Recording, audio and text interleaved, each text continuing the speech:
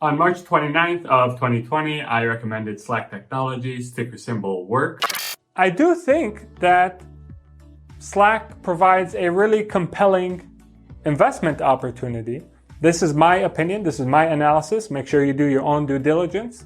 But based on my analysis and my assumptions, which I think are reasonable, I think that there's a good chance that Slack actually exceeds my hurdle rate of 30%.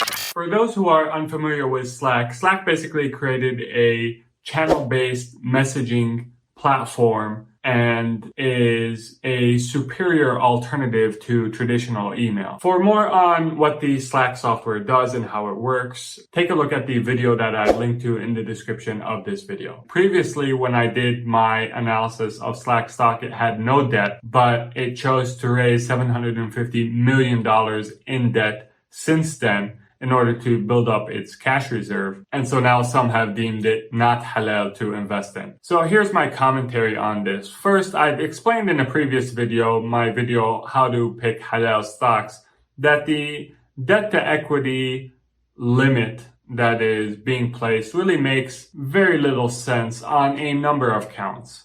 The first being that the limit of 30% or 33.3%, depending on who you ask, has really no backing in the Quran or Sunnah. The second point is that debt itself is not haram. It's not forbidden in Islam. It is interest on debt that is forbidden. So we have to look at the interest that is being charged on debt, or the interest that the company is paying and the interest that the company is receiving, in order to have a relevant conversation about the halalness of a particular company. And case in point here is the $750 million that Slack raised. So if you look at the details of this debt, it is a convertible note. And I'm not going to go into the details of what a convertible note is, but bottom line, for the debt, for the $750 million that Slack raised, the interest rate on this debt is 0.5%. I'm not saying 50%, I'm saying 0.5%. Now, let me illustrate just how without merit this debt to equity limit, this random limit is. Let's assume that instead of the $750 million at 0.5% that Slack raised, it instead raised $200 million at 7%. When it raised $200 million at 7%, this means that it's going to pay per year around $14 million in interest. However, the $200 million that it raised in debt would put its debt to equity ratio at around 23%. So below the 30 or 33.3% debt to equity limits that are often cited. On the other hand, with the $750 million that Slack raised, the debt to equity ratio is around 70%. And because the interest rate on that $750 million is 0.5%, it's only going to pay around $4 million. So with the $200 million, it was paying $14 million in interest. And with the $750 million, it was paying around $4 million in interest.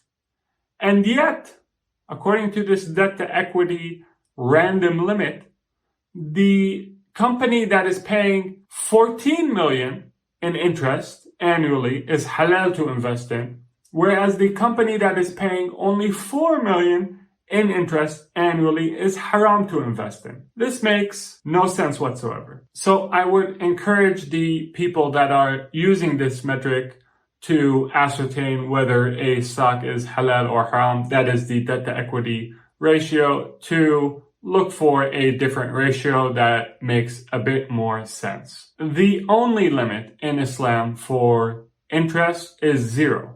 That's the only limit. We tolerate some involvement with interest for companies that we invest in nowadays because, frankly, if we didn't, we wouldn't be able to invest in any companies. And I am of the position that that would cause a lot more harm than good for Muslims everywhere. Given this fact, the amount of tolerance that we can have for the company that we invest in dealing with interest is a judgment call. And naturally, this is going to differ based on the nature of the company that we're investing in. So for example, if I'm investing in a video game company, I'm going to have a lower tolerance for dealing with interest than I would for another company that is about to cure cancer. So there's a judgment call that needs to be made. Setting a new hard limit for dealing with interest for the companies that we invest in, and based on that hard limit, ascertaining whether a company or labeling a company as halal to invest in or haram to invest in, I think is not really constructive. Now, one may argue that the hard limit, yes, doesn't have any merit if you look at the Quran or Sunnah, but at least it unifies all Muslims in what they are doing. And I respect this argument. I think it makes more sense for us to unify behind something that has some basis in the Quran and Sunnah and doesn't require us to always be shooting ourselves in the foot when it comes to our investing. That's my 2 cents at least. Take it for what it's worth. So in summary, my halalness rating for Slack, given that its business has nothing to do with interest, and the fact that what it's selling is completely halal, I give Slack a halalness rating of around 9 out of 10. I hope you found this video beneficial. If you did, leave a like and subscribe for more content. If you're looking to get started with investing, I recommend trying M1 Finance. It's a completely free app to use. And if you'd like to use it while supporting the channel, please use the link in the description below to sign up. If you need halal funding and you live in the United States, go to fundedbff.com. Until next time, make sure to take care of yourself. Assalamu alaikum and peace be upon you all.